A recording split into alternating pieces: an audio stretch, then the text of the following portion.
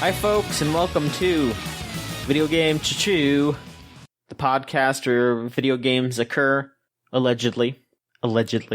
I'm here, I'm your host, John, and I'm already getting a little exhausted. I mean, I feel like we've been through the first week of E3 already, in a way, and it's just getting there. It's getting even crazier and crazier. With me this week is Maverick. Hey, I've been exhausted, but because of not E3 reasons. Okay. Well then, I hope that E3 doesn't do undue harm to you. Honestly, I would love to hear about a video game. Like, that would be a welcome addition. This is the type of stressor that is a bit more inconsequential, I guess.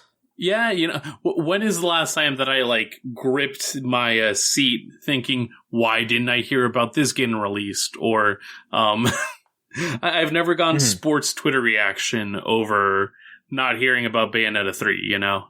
Sure. Well, yeah, that's coming up. LV, you're also here with us. I'm also here. I agree with you, John. I'm already scared about this pending E3 week. Who knows what's gonna happen? I'm kind of ready. We had our E3 meeting yesterday on the day that we're recording. You know, we record on Friday, so we had our meeting on this past Thursday. We decided on what we're gonna do, which I will talk about that in just a moment, because, you know, I'll start off with that. But before that, I just want to say, fuck. I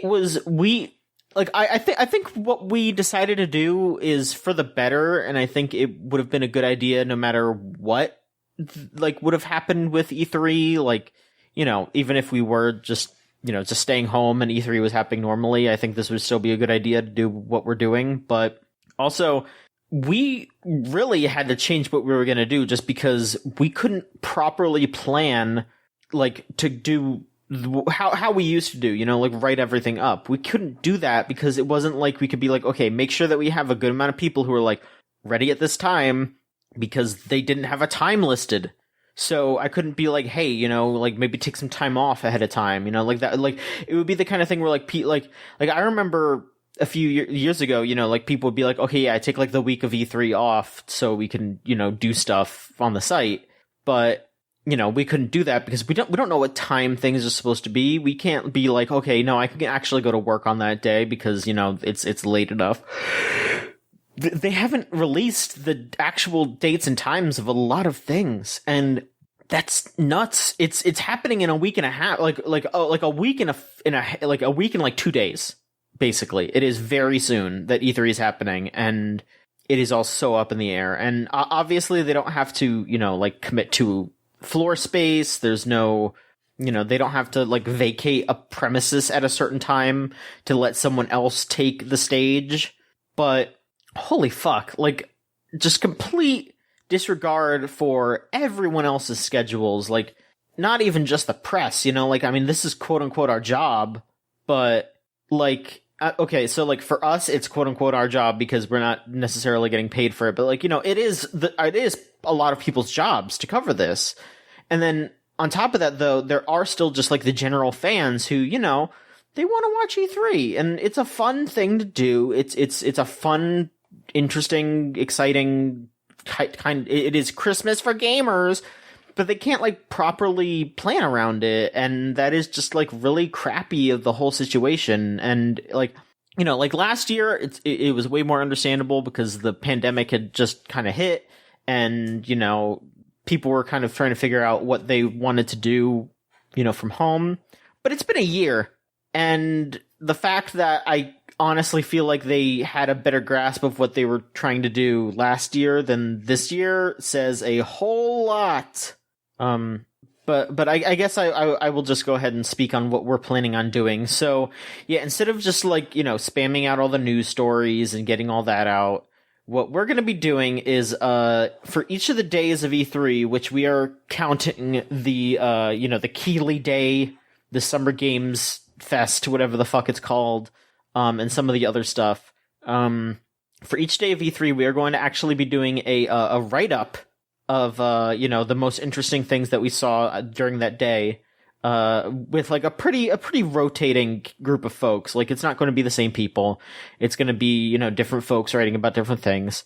But also, at the end of the day, we are going to have a live stream that I will be hosting with, you know, someone in the back doing production. Like, it might be Scott, it might be like a Solon or Ari or somebody, helping, run that stuff. But then we'll also have some other, like, co-hosts come on and talk about things that they were interested in after, seeing it, or, you know, talk shit about things that looked awful. Yeah, we're just gonna, you know, have as much fun with it as we can. You know, this will be the first time we're gonna be trying to do something like this, so, you know, not that I expect folks to do a bad job, but I expect us to kind of, you know, for there to be a few hiccups, you know. So, you know, I ask that you, I don't want you to be forgiving. I want you to just to give us good critique. That's what I ask for. I want us to have good, honest critique on what we're doing. But also, I think it's going to be fun, and I think we're going to do a good job no matter what. So I'm really looking forward to this.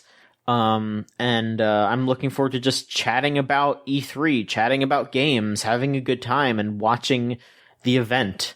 And so that'll be what we're doing. Yeah, we're gonna, the first day is on the 10th.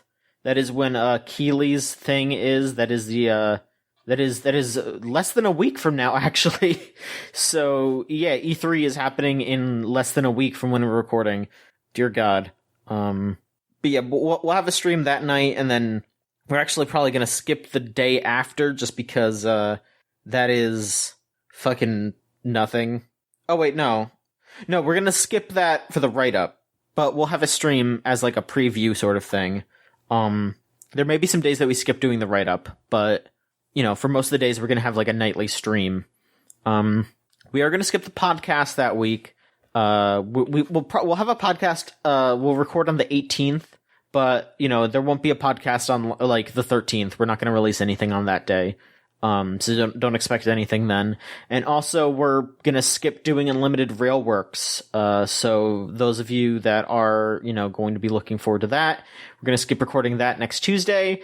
So there won't be anything out on that Thursday, but we'll release the free version of, this newest episode, this coming Thursday.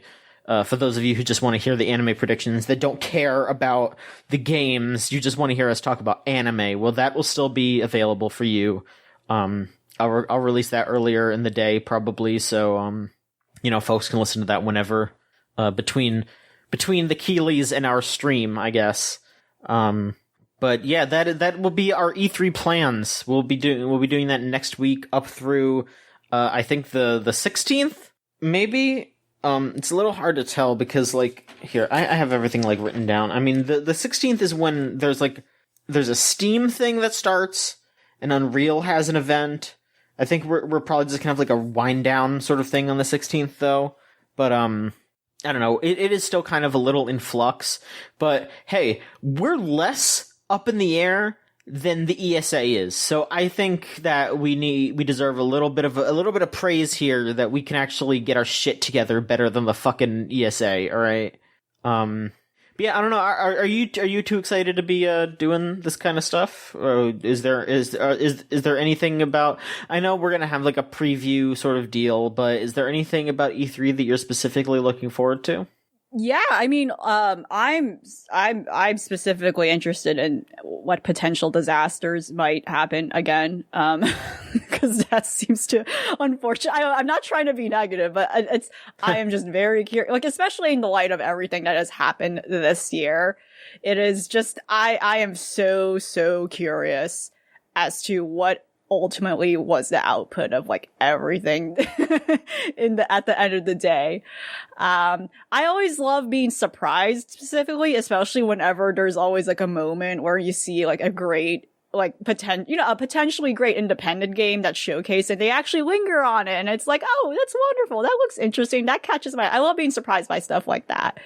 But I am just ultimately very curious as to what, just as everything in general, just like, okay, what Like what? Okay, what are we gonna see? Like how messed up like the game's like release schedule has been. I want to be surprised, to be honest.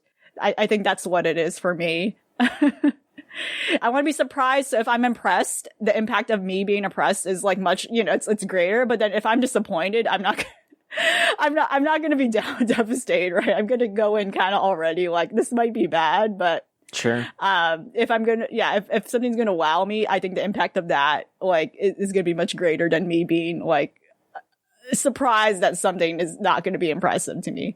Mm-hmm.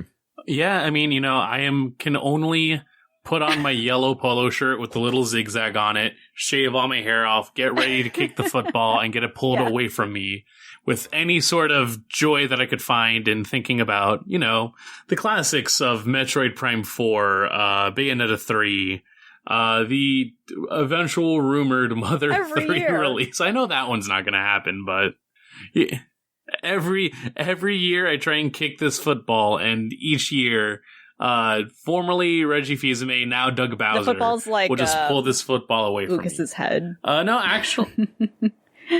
Yeah. If anything, I am curious about anything that gets out from like potential translation releases. If there is anything Trails related, I'm going to go psycho mode on that. But otherwise, I have low expectations, but I'm really curious just what is actually in the works for this upcoming year. Mm-hmm. I have been, I guess I'm a mix between both of you because, Maverick, you listed like a bunch of Nintendo stuff that I want. But, I mean, there's a lot of other Nintendo things that have been rumored. Like, there's been talk of a new 2D Metroid, which I'd be very into. There's, of course, going to be the last two Smash Bros. Trailers will probably be finally shown there. So the long national nightmare will be over for the final time. I do also want to be genuinely surprised. I want to see some just wild shit that blows my socks off. I want to see stuff from devs that I wouldn't normally think about.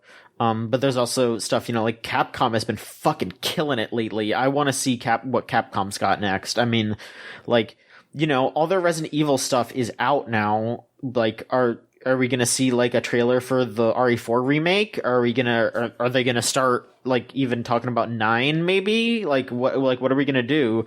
Like, it's kind of crazy that I'm just like so fixated. Like, I'm so excited for Resident Evil now. I'm like, fucking give me Resident Evil 9. I don't care. Like, I know that it's been like it takes a long time to make games, but start teasing me. I'm ready. I don't care. I mean, I'll wait as long as I have to, but we don't know how long things are in gestation, so we'll see when things are done. But like, yeah, I want to see what's up. Like, God, I want Capcom to make another fighting game. I don't want Street Fighter though. I want them to do like Darkstalkers or Rival Schools or another versus game, like whether it's like versus SNK or versus Marvel. I would just like a new versus game the most. That is probably the thing that I would hope for the most this E3, even though it is a pipe dream. It's just like you will hear me scream bloody murder if you just hear that echoing Capcom presents Marvel Comics. I'm gonna be like, oh my God! Like, I'm gonna be a fucking freak. Holy shit. I need that in my life, which this is especially funny because we're gonna not really talk about like leaked stuff on here because we're gonna talk about it like next week when it's officially announced, but like a bunch of Marvel stuff has gotten leaked already from a bunch of different studios, like, new Marvel projects. And I was just thinking like, God, we've like hit such a point where I feel like everyone is sick and tired of Marvel stuff. Like, no offense if you like it, I still enjoy it to an extent, but like, I just, I don't have the like passion that I used to. Like, I would say like maybe like before Infinity War, where I was like, yeah, I'll go see it. Like I like some of it was like the investment that you've already watched all the movies, you'll keep watching them, but like some of it was still like, hey, I do really enjoy these. Like a good amount of them are still really fun movies to go out and see.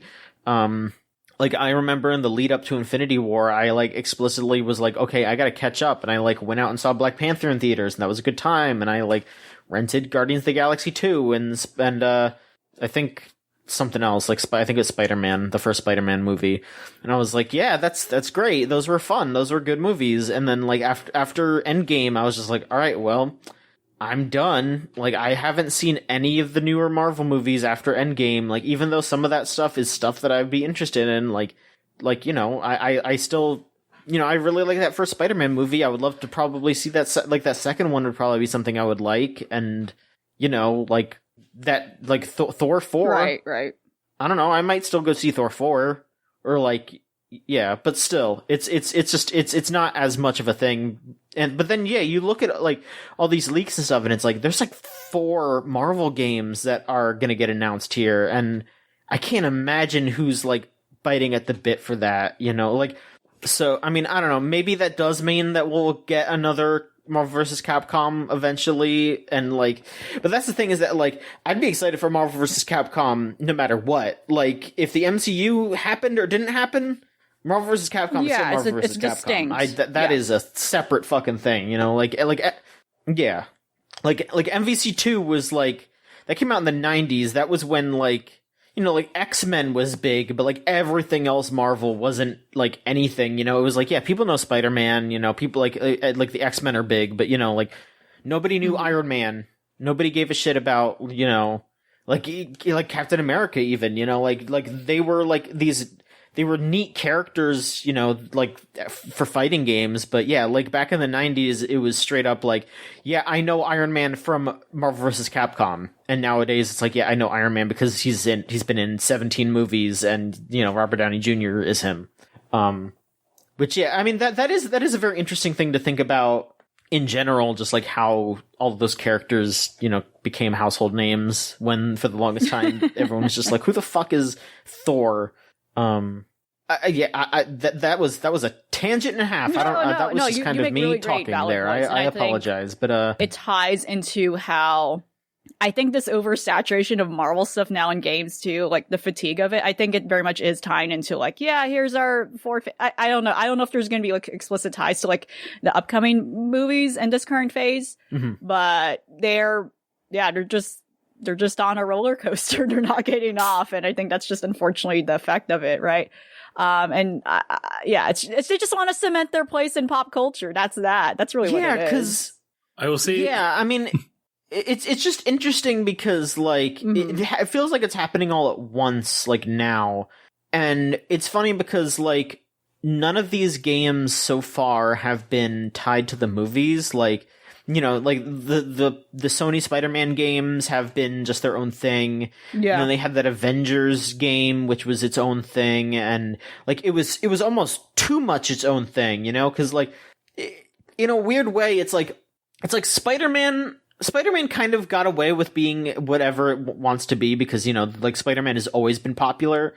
But it's really funny when, you know, that Avengers game came out and everyone kind of collectively went like, I get it, but it's still really weird seeing, like, Captain America right. and then he takes off the mask and it's not Chris Evans, you know, like, it is and from my understanding, really weird. There's, like, a Miss Marvel focus on that game, and I think I wouldn't be surprised if they did that intentionally because it is tying with the TV series they're going to do with that character. So it's like a weird half dip into, like, yes, we are referencing our live action properties. Like, yeah, here are weird pastiches of this is not Robert Downey Jr., but he kind of still is.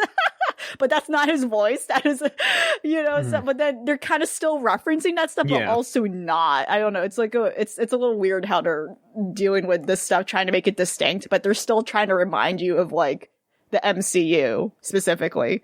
Yeah. It's very bizarre. The closest you're going to get to anything Marvel vs. Capcom related is the way that Ryu and Chun-Li move in that Power Rangers game, because that is some fucked up shit. Yeah. They are not SV5 based in that one. They are just all over the place. They are Marvel-y. Yeah, that game is very, like, Marvel in how it plays. So, I I need to pick that game up sometime. Like I've tried it and I liked what I played, but I never got around to buying it. But yeah, that game does very much feel like it's not as polished, obviously, but it definitely, like, the people that like developed that game, that like designed the fighting, were very, very inspired by how Marvel feels.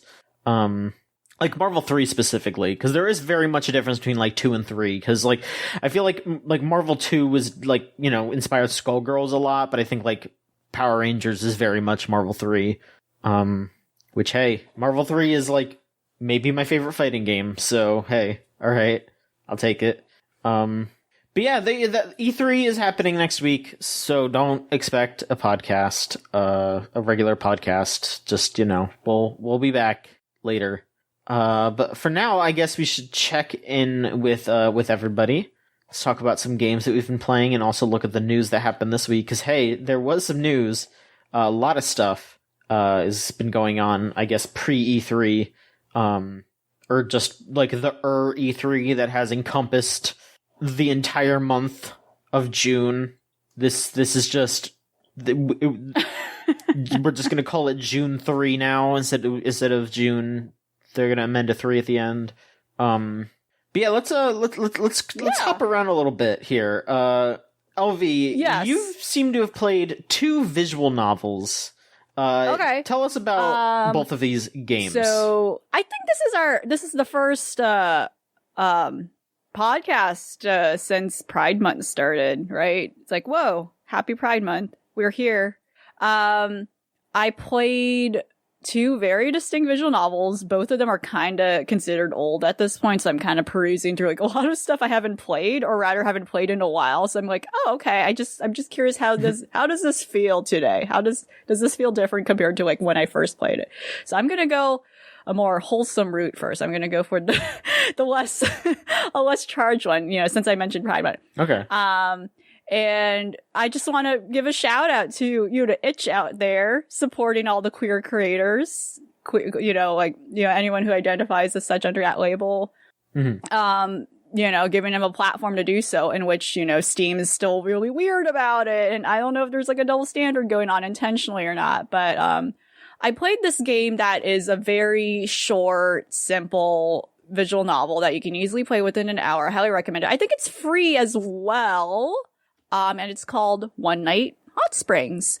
And not to get any like weird imagery in your head, because unfortunately of how much anime like around the idea of hot springs and like making it a sexual thing, like no, it inherently it's not. It's just a very pleasant communal thing that many people do in their free time, like taking a bath together, whatever. And this is a very cute, wholesome game that exemplifies that. And the developer name is, let me pull that up, NPCKC. And I highly recommend looking them up because they have like a lot of other games that are very sweet and short that you can tackle. But specifically like much of their libraries on Itch. And, this game in particular explores and I don't know if it's actually personal, so I don't know the developers' pronouns. It's not really clear to me. But a lot of their other games do have like LGBTQ plus themes in them. A lot of them revolving around like Asian identity. So I actually don't know for sure if this game is personal, but like when you first play this game, it's not apparent up front. It's not very explicit about like what's going on here, but you're playing like this young woman in Japan who's being invited to like go to the hot springs with her friend for a birthday. And the way the game begins is very, she's very apprehensive about it. She's very hesitant about it. She's like uncomfortable about it. So literally, actually, one of the endings to the game is literally just say no to the invitation and the game ends. That's that. But otherwise, yeah, if you actually move forward and say, yes, I want to go to this, it unravels itself as like being increasingly clear that she's uncomfortable going to the hot springs. And it's interesting how this is explicitly said in the Itch description, but not the Steam description unless you go further into the description. But the mainly description like explains that she's trans. She's uncomfortable going to the hot springs because the hot springs in Japan, and I feel, and bathhouses everywhere, like even in the US, they're divided by gender. you know, so there's like all these issues in regards to like body dysmorphia coming up. Like she feels insecure about being found out by like, you know, the people who run the spring. Like, you know, there's like a whole thing that once she goes there, she starts having these like apprehensive thoughts coming into her head, despite the fact that she's going there for her friends. And like basically, yeah, there's like a lot of these small decisions you make over whether or not, you're gonna feed into her discomfort, or you're gonna try to be a little more, open-minded to communicating with the people you meet, your friends that you tagged along with, over like your true feelings about the situation. Like, you know, are you going to be honest about like, I'm uncomfortable, you know, in her perspective, and or are you just going to leave, which is also a valid thing to do. Like, are you going to leave, or are you going to are you just going to maintain a negative like perspective on everything going on? And it's a very eye-opening experience. I think it's a very authentic, very genuine look into like what it feels like to be in that position, at the same time not like hammering you down or making you feel bad over like, you know, if you're not able to resonate in that experience. Like, I know for a fact that I cannot, you know, like this like, you know, I cannot resonate in that experience. You know, and it really, it's something that's very simple, but it's one of those things, it's one of those games that's just very eye-opening to like remind you, like, yeah, there's some people who go through this, like just doing simple things every day, like just going out can be potentially scary.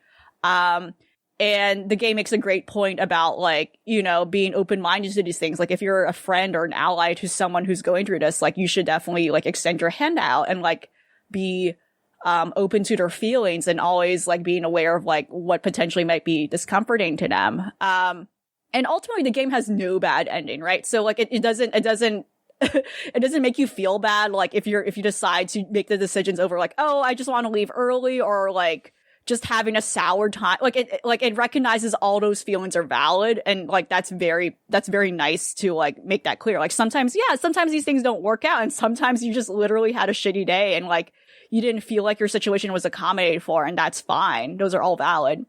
But I think a lot of the quote unquote good endings like make it clear that, you know, as someone who might be an ally, or again, like I said, if you're a friend, you should be very open-minded to like what your friend is going through, and extend your hand out to them. And it's very interesting how it takes you through these tides in such a very simple, sweet way. Like, one of the characters that, in this short narrative game, is someone who at first seems insensitive to what your situation is. Like, they don't know you at first, but you have an opportunity to like open up to her. And then in some way, it's like your decision over whether or not, you know, how do you respond to her, like her ignorance? Like, and again, she's not like horribly like terrible, but she just says some things that are like a little off. And it's clear that at some point they have, you know, like depending on what you choose, like it's clear you have a conversation with her where it makes it very clear how, unfortunately, a lot of this information is probably just something that's not even discussed, especially in the context of like those issues still being a thing in Japan, especially when it comes to like, you know, discrimination and like horrible like laws written in place against trans people. And like a lot of people legitimately don't know that stuff. Like people don't know like that stuff, even though that stuff might be not observed or practiced, like that stuff is still written in law, and it's terrible, over like discriminating trans people or making them go through things that are totally like diminish, you know, that totally diminishes their autonomy. But yeah, it's a game I highly recommend just to go through very quickly. Like like I said, I recommend this developer and to look through their library. Again, mostly on itch. And their name is NPCKC. And yeah, it's for me, it was like also worth mentioning this game because recently they released a kind of it's a little weird to say a remaster, but like they released a bundle of this game where, it's actually a trilogy. Like they released a bundle of this game, where it also features the perspectives of the two other women, in this small experience. So it's the two other friends you meet. And yeah, it's definitely worth like trying and going through. I think it's like a very sweet game, and I highly recommend looking through like a lot of like queer creators that are currently being like spotlighted on itch specifically. Cause oh gosh, itch being like a bastion in these times where a lot of storefronts are just really weird with their policies, like I said, and it seems to be more again, like, I'm sure it still has its problems from the perspective as someone who has not like uploaded many projects on it or like is very involved in the community there.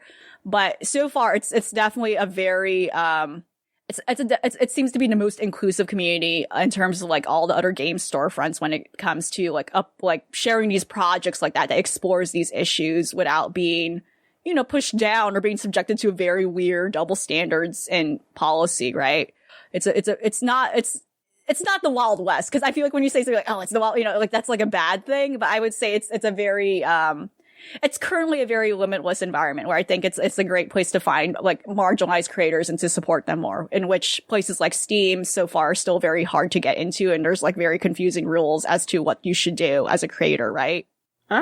Thank you so much for that update, but do you want to just go in on your not as wholesome game, or yeah? Sure. So, in the midst of like also exploring a lot of these other, itch games, for some reason, I don't know why I was compelled to replay, 2 years later. The worth saying the Hot Spring game is also like a 2-year-old game, but the bundle release of it is like literally like the last month.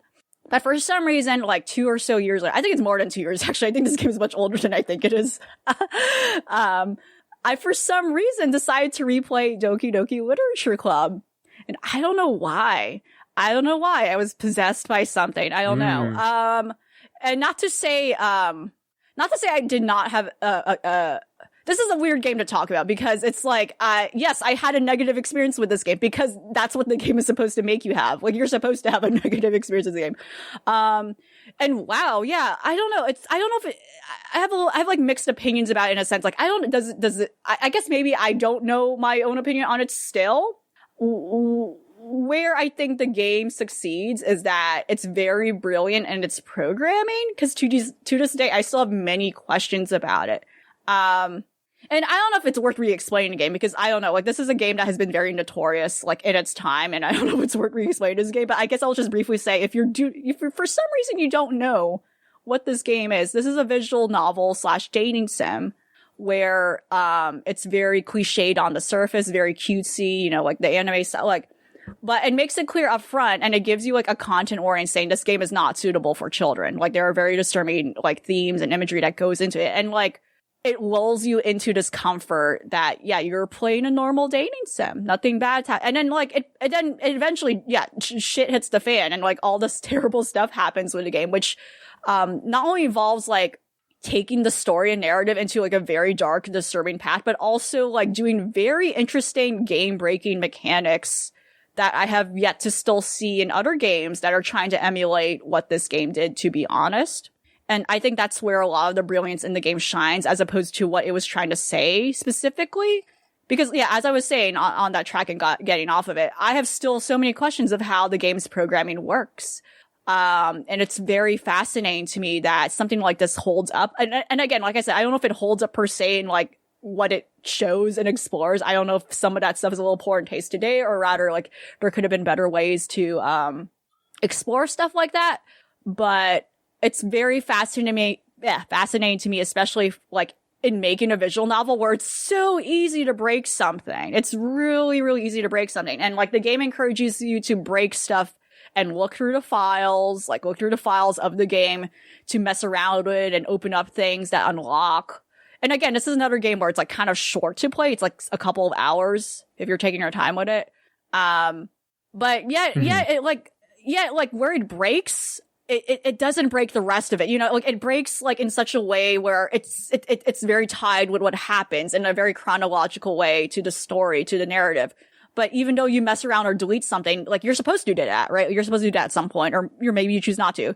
But it doesn't mess up what happens next in a procedural way. Like, so, for instance, like, if you were to like delete a file that's supposedly tied to a character, like literally deleting the character's existence, which ends up getting acknowledged in the game, that doesn't mess up the game permanently in terms of like when it eventually does reset itself. Like, I don't know. That's something I'm very fascinated by. Like, like, I don't know if there's, I don't know. I'm assuming maybe there are certain hidden aspects to the game that even though the game makes it seem like you're able to access the files, there might be more to it, right? That you as a user, yet you as a player cannot still access yourself. It's kind of like the game itself is giving you this illusion of choice that you have no control over, like, how awful things take a turn. So, like, you know, again, your choices don't matter. All these terrible things are going to happen anyway, when you make those dialogue choices. So I think it's very interesting how that seems to be reflected in, like, you trying to manipulate the game's files and you being encouraged to break the game to move forward or to discover more secrets, when in reality, maybe that's not as clear cut as it seems. But yeah, I don't know. Like, and it succeeds in still being very uncomfortable, being very disturbing to me to this day. Even though I know exactly what happens, I still like remember like specific images that were really messed up. To this day, and like it still bothered me. It's still like, oh my gosh, like, you know, after playing it, I was like, oh gosh, I have to play cute stuff now. I can't. I have to recover from this. This is like messed up. Like, I don't. At the same time, though, like I said, I don't know if some things like hold up and being respectful. Like again, like, cause, you know, just to be clear and just to reiterate, like, this deals with suicide. This outright like shows suicide. This outright shows like really, graphic things, like really disturbing things. But at the same time, I don't think that was coming from like a dismissive place. Like, I know for a fact the developer deals with depression. I know for a fact the developer, like, in fact, I think he has been very transparent about that stuff recently. Like, he's been transparent about struggling to make new stuff. Like, so he's just taking his time. Like, I think he's been streaming and whatnot. So I'm pretty sure it's definitely coming from a personal place. But I think the big problem is like, when that stuff gets put out there, how do the masses interpret it? You know, I think this is one of those first games that came out when streaming culture was at its height.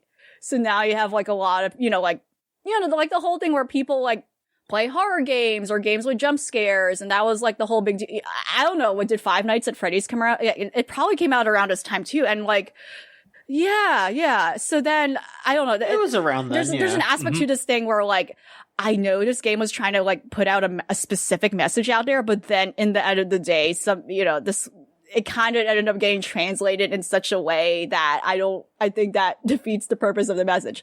Like, for instance, people like making porn anyway of the girls, again, that's like inevitable stuff. It's like, oh, great, of course. But I know for a fact the game was developed with the perspective of like the developer having, his love-hate like I clearly remember like he has a love, having a love-hate relationship with anime and being sick and like annoyed about like anime girls being sexualized and, stuff like that. So unfortunately, despite this being put out there, and I think that message being clear, that stuff happened anyway, right?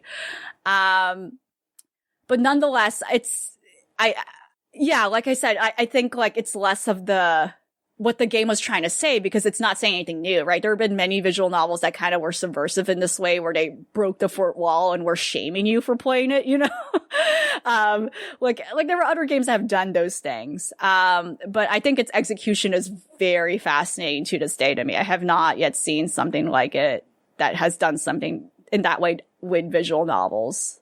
All interesting things there. Little fun fact for you there. The guy who made Doki Doki Literature Club was also on the dev team for Project M, Smash Brothers, the Smash Bros mod. Yeah, he has a history of like, I think, being in crazy? The mod community, like, and like a lot of other ones, specifically with Smash. So I think that's where he kind of got his start too, like tapping into game dev stuff. So it's very interesting how he went from that to like, I'm going to try to do VN, but I know for a fact, like he obviously chose to be like a visual novel format for a very purposeful reason. Right. Yeah, that's very interesting. So what you're saying is that the characters in Doki Doki can wave dash. Yeah. Probably. Fantastic. Probably. That's terrifying.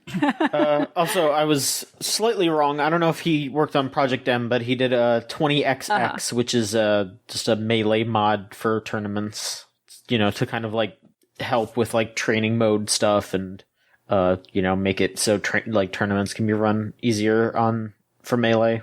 Yeah. Maverick, how about you? What have you been up to lately? Yeah, like I mentioned before, things have been a little bit busy on my end, but something that I got into after the last time I was on the podcast was that I got to mess around with the Chivalry 2 beta. And that was a really fun experience and really got me into a game I had no idea of and was definitely not on my radar beforehand. So Chivalry, of course, is the game based off of an old Half-Life 2 mod that really just went in on melee combat, and using that aesthetic was very janky in its own fun way, where it's like everything was slow and deliberate, and that really just endeared a lot of people to the game. That released back in like 2012, and now we are coming back with a second game, and just this past weekend, they were able to put out the beta just to test out multiplayer and whatnot, and a few of us over on the Chooch server got to get in a few games, and it was a really fun experience. And with Chivalry 2, it is the same as... If you've played Chivalry before, it is more or less the same concept. You know, you're playing from a first or third person perspective. You have a bunch of different medieval weapons, sledgehammers, longswords, battle axes. You can use bow and arrow. That's its own specific class. And the thing is that you're divided between two main kingdoms. You know, the Agatha Knights that are your blue and white sect, and your Mason Order, the red and black. That doesn't matter too much. You've got your blue team, you got your red team. You can go into matchmaking modes and set up in whatever way you can. You've got your payload set up, so you have your regular team death matches, various different competition modes. You also have a free-for-all setup, which I didn't get to mess around with too much, just because I really did appreciate the team aspect. But overall, like, you know, I can't think about the last time that I was playing an FPS and was really like motivated to do well.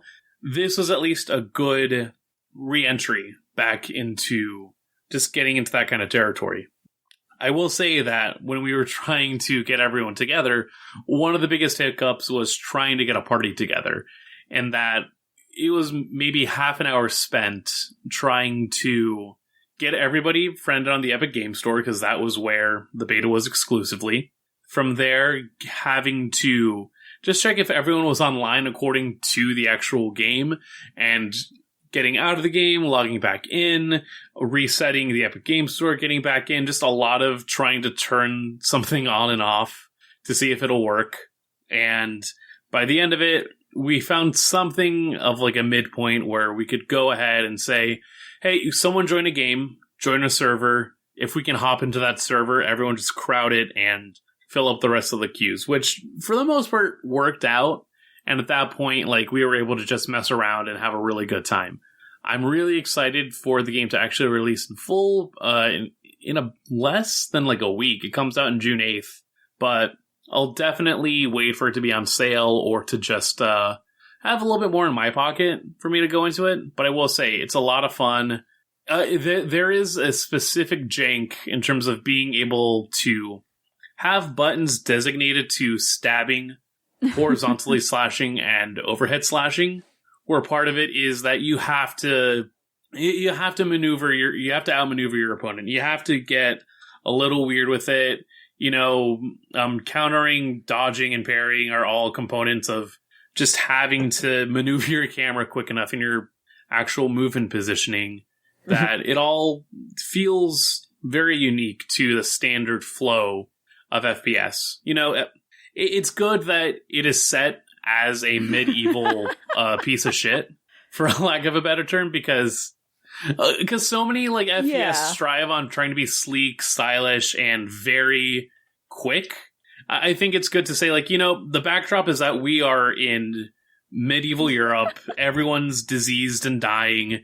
You just, if you can lift a sword, you're good. You're not Guts, but you are fucking capable of doing the bare minimum, and that'll go a long way. So the roughness actually fits the setting, weirdly enough, and it's forgivable for that reason. Yeah, it is so good. Like, there's a designated button for just like a war cries. You can set your war cry too, and you can just literally half the game is just everybody mashing on the war cry button, and it's like a whole variation of actual enthused yells to, you know, jokey, like, half-hearted, like, shouts where it's like, am I ready to die? I guess I'm ready to die. I don't know, man. There's a specific humor that, it makes sense that this is that this comes from a Half-Life 2 mod, that it comes from that sense of community, because at the end of the day, it's just really it's fun to watch, it's fun to be a part of, and those are solid components when it comes to creating a game in this day and age, and I'm not worried about it being able to just be another solid addition to most of the stuff that's been coming out this year. That reminds me a little of like in Earth Defense Force, you can just have people chanting or like singing, and they don't that does nothing at all with like, I don't know. I think I've never noticed this because it's such a crazy game, but like, I guess it does like signal people a little bit as to where you are, but you're going to look at the radar anyway, but it has no purpose to be there whatsoever. Yeah. It's just there because why not? Yeah, I'm fine with games wanting to do so much for quality of life and improvements in that capacity. I appreciate when a game does something that is very much wanting to let you live the world and wanting to just feel a part of that a little bit more. Here, it is that kind of stuff where you just have all your taunting emotes and your designated war cry button. In EDF, just being able to chant EDF gets everybody riled up. Those little things really do go a long way when you are just like in the thick of trying to level up some of the classes and you're like, I'm so close to it. This match fucking sucks ass. We're dying constantly, but I can at least make my guy do his half-hearted yells while I try to get the objective going. Are there any other games that you want to discuss, or I guess we can just head into my turn? Nah, the floor is all yours. John's turn? John's turn. All right. So, remember last week when I was like, I don't know if I'll ever really be able to figure out SMT4. I don't know. Maybe I'll give it another try. We'll see. Well, I did it, and I kind of lost my mind. I gave it another try, and I got really, really into SMT4. I don't know. I don't. There's not much I feel like I need to say as like an introductory thing, because I feel like if you know SMT, you know what you're getting into with this. But I kind of didn't. So it was interesting to, get this experience, this very difficult, very rewarding experience. But I just thought about how I normally play these sorts of games and how different this is. 'Cause, well, people compare SMT with Pokemon and stuff like that. And it absolutely does have that sort of, that monster collecting itch, which definitely helps me enjoy it because I am the monster collecting bastard. But there is a cynicism to the monster collecting in SMT that is not there in, say, Pokemon. I think about how in Pokemon you go through that game with your team. You can swap some stuff out here and there, but the memories stay with you. In SMT4, pretty much every time you level up, and I mean every time you level up, you raise one level, you immediately have to go, okay, who am I fusing? Who am I getting rid of? What am I doing? Who am I getting rid of? You don't get any kind of attachment to any of these characters, and they have a little bit of a personality. Obviously more than a Pokemon would, because you can't chat with a Pokemon, you can't negotiate with a Pokemon. Yeah. It's like they're different types or archetypes.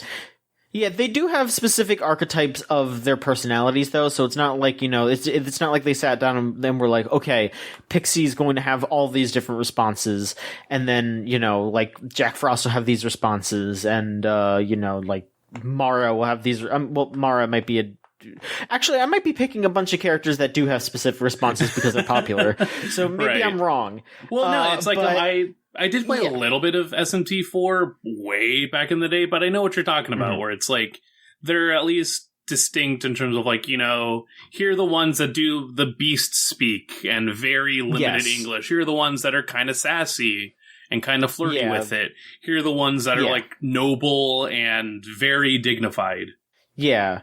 And so, you have all those things, but, you know, like, you really can't get attached to any of them because if you want to win, you have to be constantly rotating them out, constantly just making yourself stronger, and constantly just using them. These creatures, like, even though you are going into, like, the negotiation aspects and all that, they are just for you to use and abuse and toss aside as soon as they are no longer useful to you. You have to go into this game with a very callous mindset, as if you will. Like, even if you want to go for, like, a law ending, or, you know, you want to uphold the status quo and, you know, be righteous, you must still be callously righteous. You must be an unfeeling god who is prepared to give nothing but what others can give, because your goal is what is most important, and anything that they want is but it's the dirt that you tread on. So that is what SMT is. Like, if you go into this game giving a damn, you very quickly have to stop. You very quickly have to be like, okay, how can I use these things to my advantage? Yeah. How can I use them? It reminds me which is cool. Sorry. Yeah, no, it reminds me a lot of the initial time, because they are linked. It's the initial time that I played Persona 4, and I'm just like, well, I like Izanagi. I want to keep him around, and just having to unlearn, like, no, you gotta fuse him as soon as you can. You gotta, this is not a dog that you keep all the way through to the end. It's expendable. Your soul is expendable, is what we're saying here. Mm-hmm. Yeah. I mean, with Persona, there are ways to get around that. Like, there are actually, like, videos. Like, I've watched, like, challenge videos for, like, Persona 3 and Persona 4. Right. By a YouTuber called Nyarly, he's done, like, challenge runs of Persona 3 and Persona 4 where you just keep your base persona. And that really does not seem very difficult, as long as you're, like, doing certain things. Where I think in Persona 3 you have to, like, do those things where you're, like, trading in personas to get the skill cards. And then in Persona 4 it seems fucking easy. It seems really easy to do that. Yeah. Because you get the skill cards just, like, by finishing battles. So it seems really easy to get through Persona 4 just using Izanagi, as long as you're, you know, updating everything with your skill cards. But that would be impossible in SMT4, especially because, like leveling up your demons and fusing them and all that, you know, you do want to level them up enough to reach their full potential, quote unquote, in that they'll learn all their moves, because once they reach their full potential, they can pass those moves on to you. And that is how you get new abilities. But you still want to get rid of stuff. You still don't want to have those things just lying around. You want to, you know, you want to fuse things and get stronger things, and, you know, figure out different ways that you want to just continue. Yeah, go into the compendium, resurrect a monster, only to put them in as fodder for another monster. Exactly, yeah.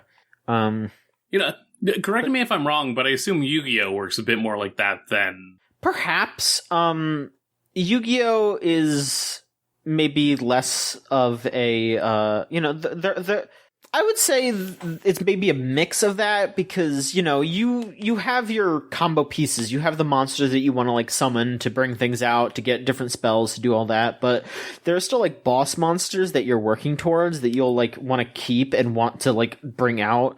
And for SMT, it's like, you know, like, you'll keep leveling up, but, you know, you don't stop until you actually beat the game, you know, so it's not like, oh, I fused a couple of monsters and then I ended up having fucking, I don't know, like access code talker in Yu-Gi-Oh! You know, like, that's my boss monster, that's the card that I was trying to get up to.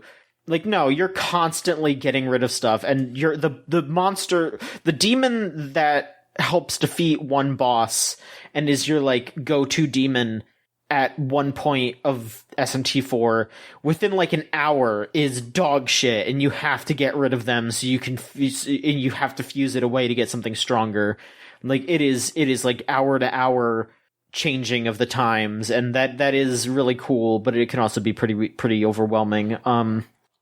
I guess my big gripe though with the game is I think the map is just dog shit. It is really bad. Like once you get to Tokyo and you're, like traversing on the like world map, it's real bad. I just get like lost trying to find stuff. Yeah. It's very frustrating. I definitely remember map navigation being an issue at points.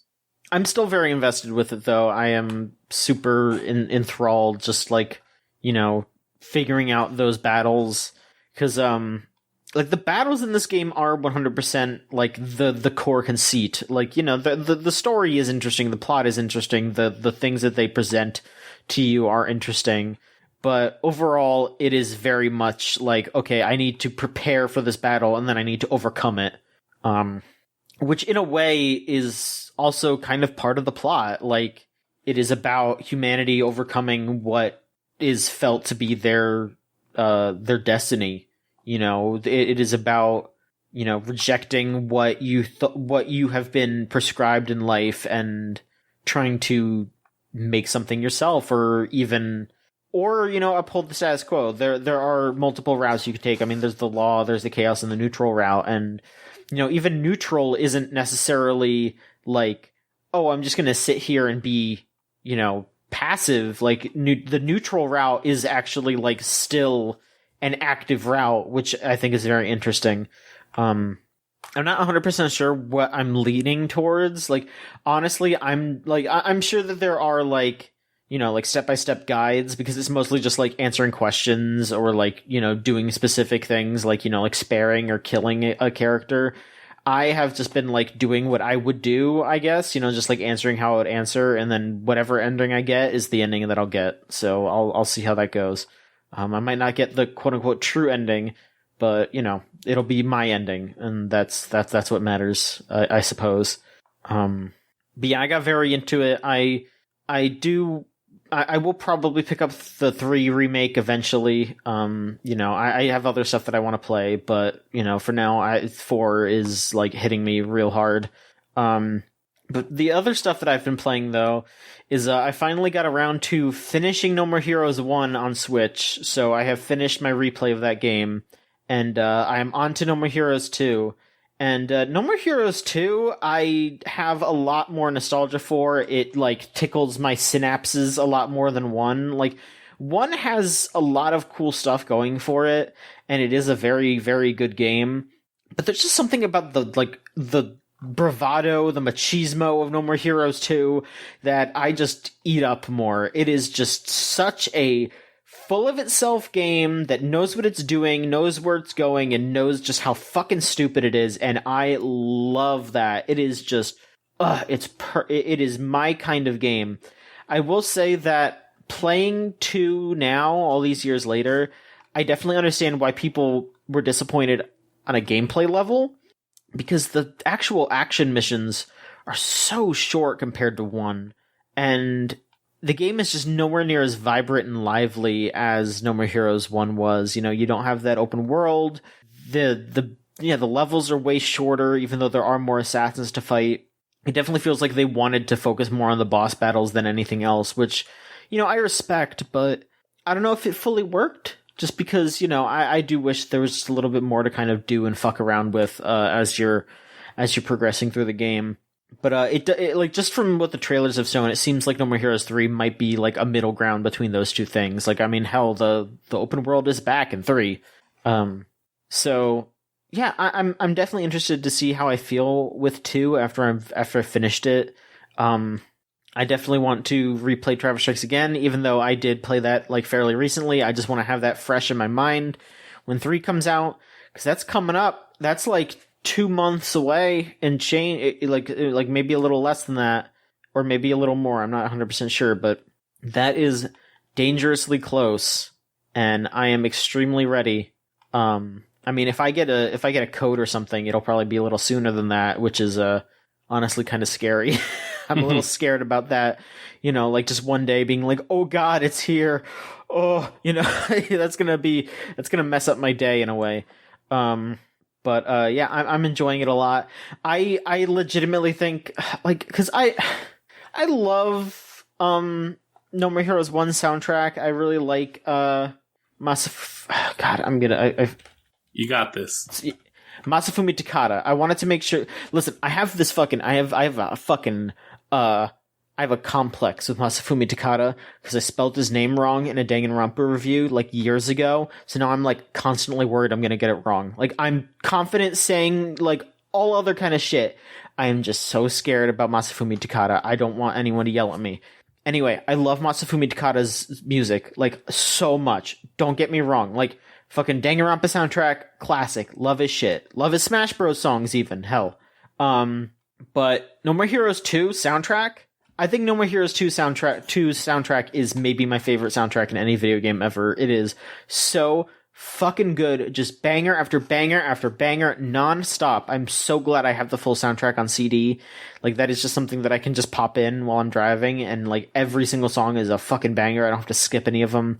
It's so good. It's so good. Like, overwhelmingly fantastic. And I mean, I'll talk about Smash again. Like, I'm upset they didn't put Travis in. Like, I would have loved to have him in, but like the number one like worst part of them not adding Travis was that they didn't add the music. Like, there's so many songs in No More Heroes 2 that they don't even need to remix them. They just drag and drop that shit. And it would be so good for Smash, so good for anything. Like, I would just like Travis should be in some sort of crossover thing just for the music. Like, the No More Heroes 2 soundtrack is so good, and I really hope more people enjoy, like, come to appreciate it. I think, like, even if you don't ever want to play No More Heroes 2, you should check out the soundtrack if you want, like really just rockin', like, hardcore punk sounding stuff that is, still just, it's very, I would say it is watered down in a sense, but it still has a bit of an edge and still has a bit of just like a lot of kick to it. And hell, there's like even some like good jazz on that OST, a lot of good chiptune, some great music no matter what. So yeah, please just like do me a favor and check out the No More Heroes 2 soundtrack. Classic stuff. But yeah, we can get onto news here now. There's a lot of stuff that happened. Oh boy. Yeah, some of it's good, some of it's funny, some of it's bad. Real bad. Some of the bad is real bad. Some of it's really bad. And also some of it is really bad but a little funny at the same time too. Okay, so I guess I will ask, do y'all want to start with the good, the bad, or the funny? Maybe let's end on a positive note. Maybe we'll start with super bad, yeah. Okay. Yeah. Okay. I'll go with that. Do you want to bring us in on some of that? Because I think you might know some of that. I apologize for being like, hey, LV, talk about bad shit. So I actually unfortunately have to talk about this game again, despite having not touched it in a hot second, because we do have a new generation of people on our team who do not know of my relationship with Mr. Love. This Otome mobile gacha game. It's also known as Love and Producer. It's a Chinese developed game, and it has servers across Japan, Korea, and US. And basically the premise of this game is you're playing this like young producer woman who she's trying to revive her father's media company, and she gets intertwined with all these, sexy men. It's classic harem shenanigans, reverse harem shenanigans. There was an anime that recently came out. I've not seen it yet. But long story short, yeah, and like the whole premise is like about superheroes. So each of the guys have superpowers. So there's like kind of this weird superhero theme, and it's like crazy and fucked up. And I've kind of been very detached from it for a while. But whenever I see something that happens to it, I'm like, oh wow, I'm still kind of enamored by it. I still have that attachment for it, but I have literally not been playing it for a while. Like a hot while, probably literally like a couple of years at this point. Well, not as long as that, but just a long time. Unfortunately, this game has like had some major updates that my eyes have like zoomed in on, not because of a good thing, not because of like, oh, your favorite boy LV has like a new sexy CG unlocked. No, none of that. Serious shit. Really serious shit. In which I come across like this they use their Facebook pages a lot. They're very active on Facebook, apparently, the English pages at least, directed to the English players. In which, new announcement, and they literally use the same like layout they use for like whenever there's an in-game mechanic or something introduced, or like, oh, we're adjusting the prices again, which is like absurd, and they've been doing that recently.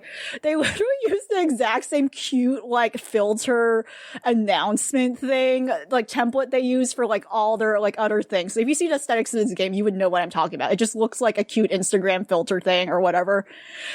And they basically broke out the news. They fucking like let go one of the English voice actors, like this very serious news framed in this very cute image. First of all, demented, very demented. But yeah, it's this long passage explaining, oh, we decided to let go of this voice actor, and they were being kind of vague about it too. Even worse is that this guy has been like contracted with them for like not that long. He as is was replacing someone that had to leave for this exact same character not many months ago, because the previous voice actor like might have had contract, that they never released information about. A lot of people theorize it might have been just contractual obligations, nothing in bad blood.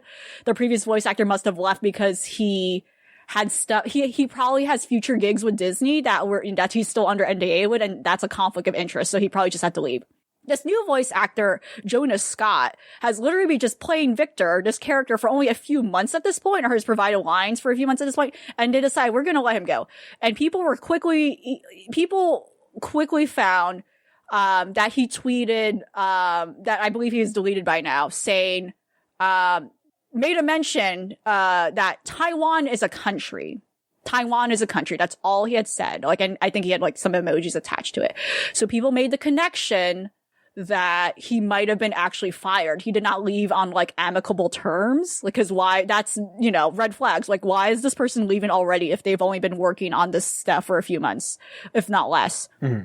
So people made a connection because he made a very bold political statement saying Taiwan is a country that this developer based in mainland China, decided to let him go by either the order of some higher-ups, by a government, and again, unfortunately, knowing the socio-political situation in China and like its relationship with a lot of these video games and the freedom to say like strong political statements that might be like anti-CCP, that might be specifically anti-China, that might be interpreted as like anti-CCP specifically, you get into dicey trouble, and that's what might have happened here.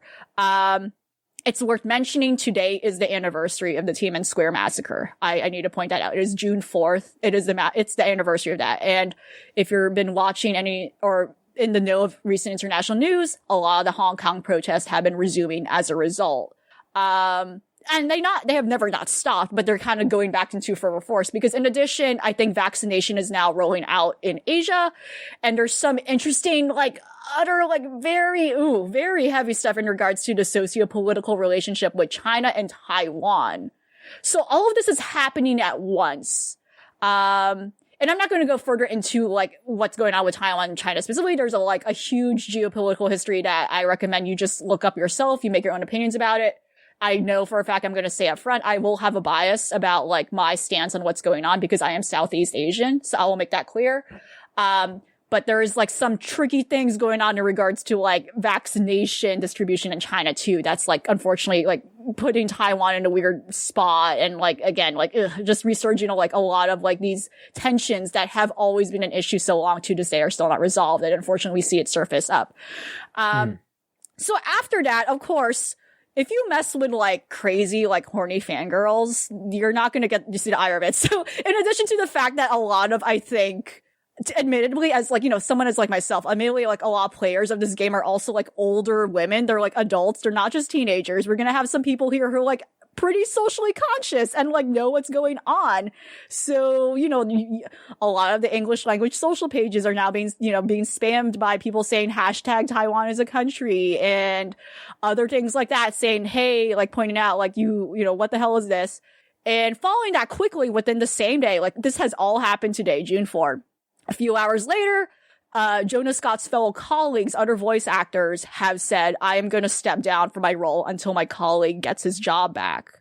And so far we have two of the voice actors. I believe it is, Sean Chiplock is one of them, which is very interesting because he is employed by MiHoYo, who he does voice work for Duloc, in Genshin. So he clearly is putting himself at risk too, because I know MiHoYo themselves are like, probably are like in a tricky predicament with this stuff, because I know there were some issues with them before in which they had to filter out certain politically charged words in their Asian servers. So he as one of the other like voice actors on the English language localization team has said, I'm going to boycott like my gig. I'm going to step down from this role until you ever reinstate my colleague. So like he himself is like putting himself in a hot spot. He knows that. And the second person who, I'm not sure who did first, I'm not sure who like announced this first, is a Joe Sayaya. I'm not sure if I'm pronouncing his surname right, but his name is Joe. But otherwise he is kind of someone who has like a bigger, like a bigger career in terms of like notoriety, in terms of like mainstream attention, because he voiced Claude from Fire Emblem, Three Houses, for the English track. So you have both of these two relatively big voice actors who said, I'm not going to work for this game anymore because of what happened. In addition, this literally just happened now. A third colleague, another voice actor, Alex Lee, he did not tweet anything specifically about boycotting role. He did not say it at all, but he has expressed support openly on Twitter, again, publicly open, to his fired colleague. And yeah, all of this literally happened today within a span of hours. And it's horrifying, right? It's horrifying. In addition, this also literally just happened now. The official Discord server for this game, like, closed off. Like, the mods literally were like, no, we don't want to talk. Basically, and again, I'm simplifying what happened here, but they wanted it to keep it politically neutral or something like that. They didn't want people to talk about what is clearly like an upsetting event to a lot of people for different reasons. So of course people are going to be emotional about it. And you can't really, honestly, from my perspective, you can't keep that in. People need a place to vent about this. And they decided to keep, and I, as someone in that server, I don't see channels because I've been inactive. So I don't see what's going on. But from what other people have been saying, they've been saying like the mods have been very much like trying to shut people down. And I gave a benefit of doubt at first. Like I was thinking, cause it's a verified server, and like, we all thought like, yeah, that might be hard because maybe some people on the team do agree with what happened. Right.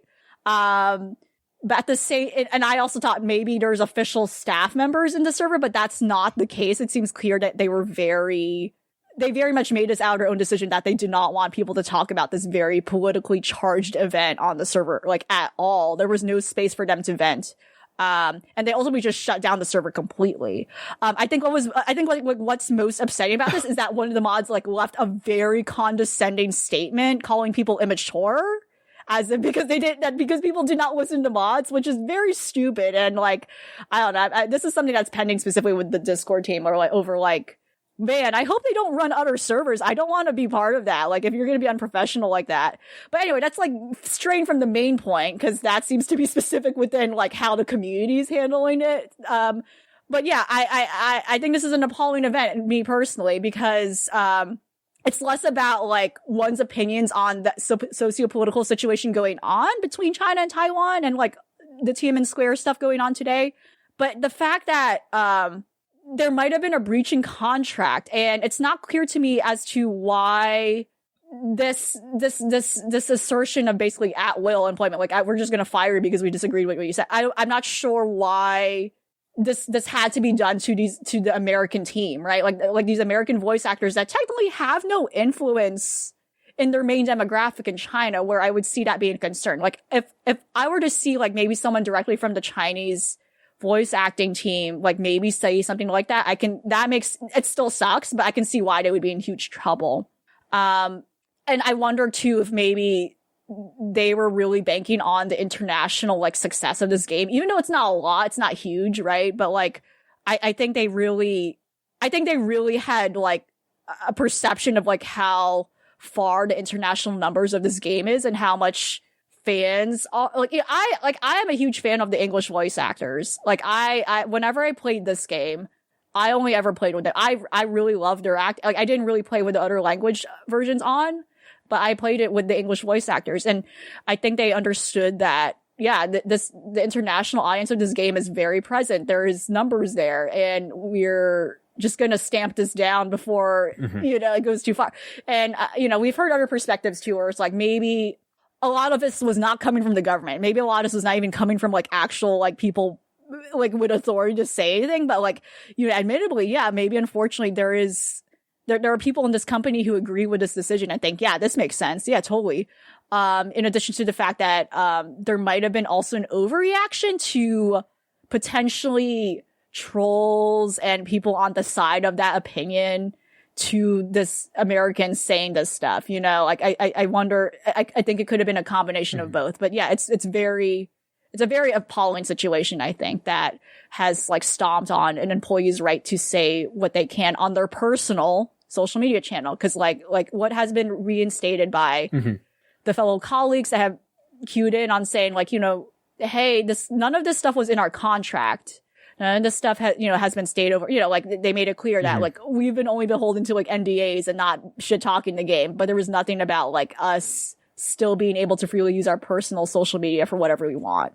Yeah, like that is the big major problem. Like no matter what side of the concept you are on, I think that what we can all agree on though is that like when they filled out those contracts, there was no clause in there that said, oh, if you say that Taiwan's a country, you're going to get fired, or if you say something that China doesn't like, you'll get fired. Like that is still an issue no matter what. Like if it was like there's probably like some like hate speech things that you can fire someone over. Like there are definitely like there are things that you should not stand up for, but this is a political opinion that isn't like a life or death thing, at least not at the moment. So it's just like, what? Yeah, like sure, people in China are going to disagree with that. Like hell, people in America are going to disagree with that. People like there's an argument over like like the legitimacy of the Taiwanese state or whatever. That is not what the problem is. Really, the problem is that this person expressed an opinion that was not something that he was told he wasn't allowed to do, and he signed a contract and all that, and then got fired for something that should not have been a reason to fire him. It's just it is a breach of contract. It is a disrespect to a worker. And that is the issue. And it's definitely raising some concerns too over like, I'm at a point where like, okay, I had my time on a game. And again, I have not touched it in a while, but even a lot of other people in the community right now are admitting like, this is a very negative, I know this is like a very pessimistic way to look at it, but people are saying, we're not going to be surprised if the North American server is going to be shut down because of this.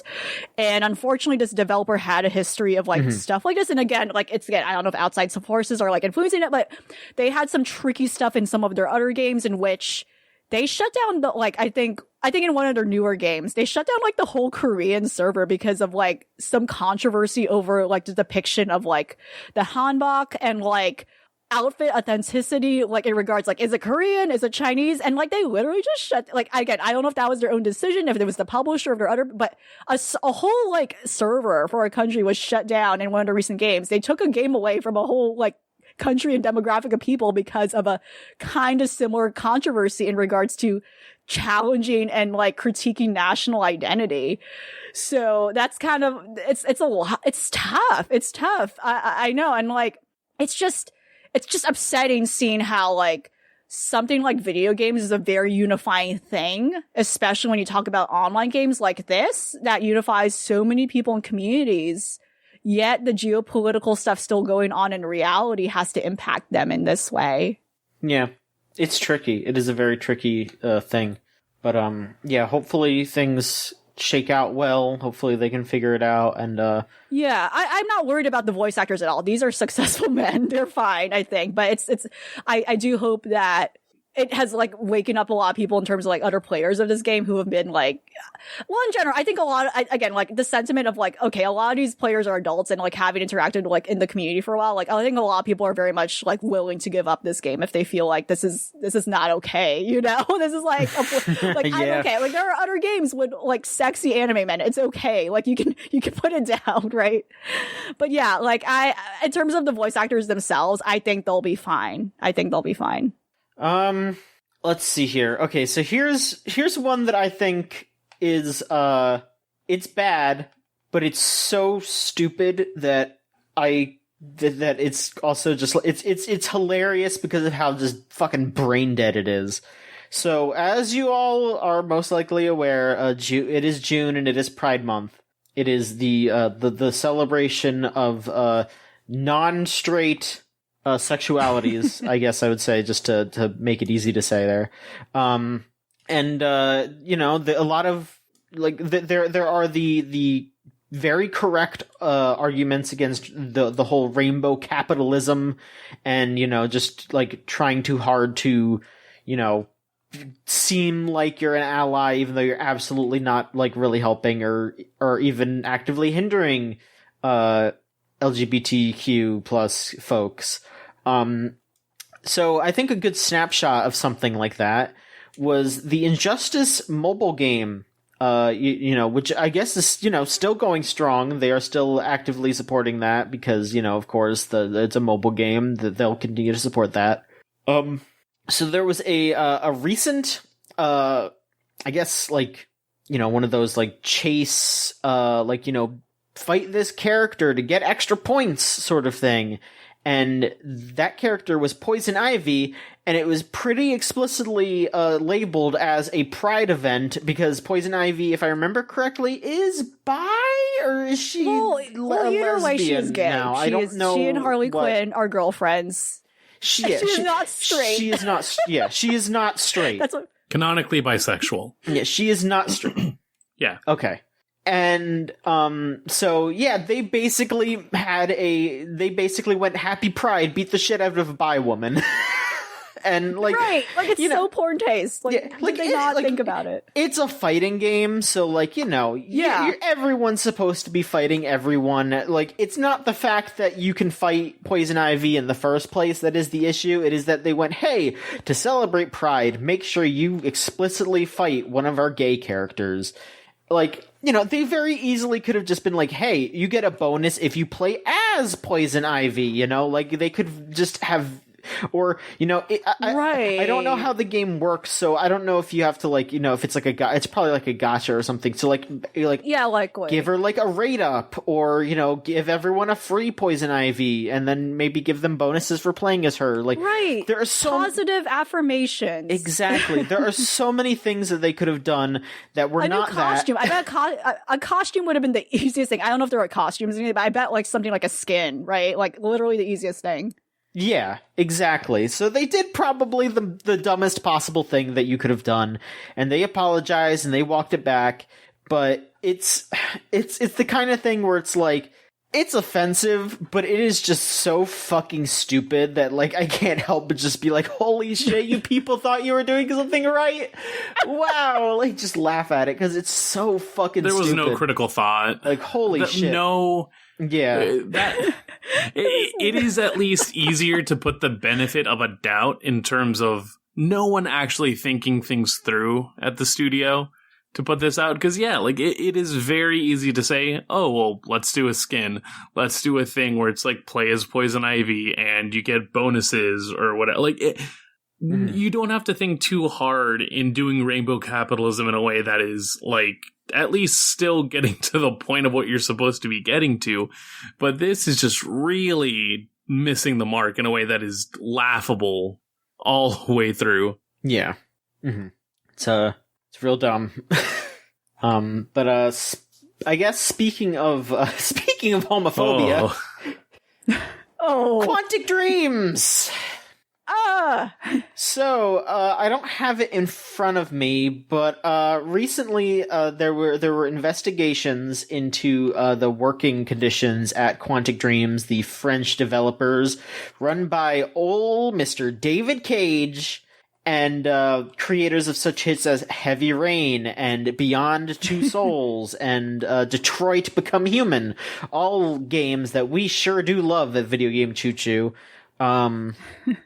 So Quantic Dreams actually brought these the investigation and the newspaper to court over what they found, and again, I don't have everything in front of me, but what I do have in my mind's eye is all the talk that that the newspaper kind of held back a bit, and they pretty much just laid it bare that like the higher ups at Quantic Dream are just a bunch of like rampant homophobes, transphobes, and are like basically Nazis. Like basically they're a bunch of fucking Nazis there, and just Quantic Dream is run by a bunch of pieces of shit, and when David Cage was prodded ever so lightly about it, because he asked to talk about it, he was the one who brought this to court, and he was the one that, wanted to talk about it.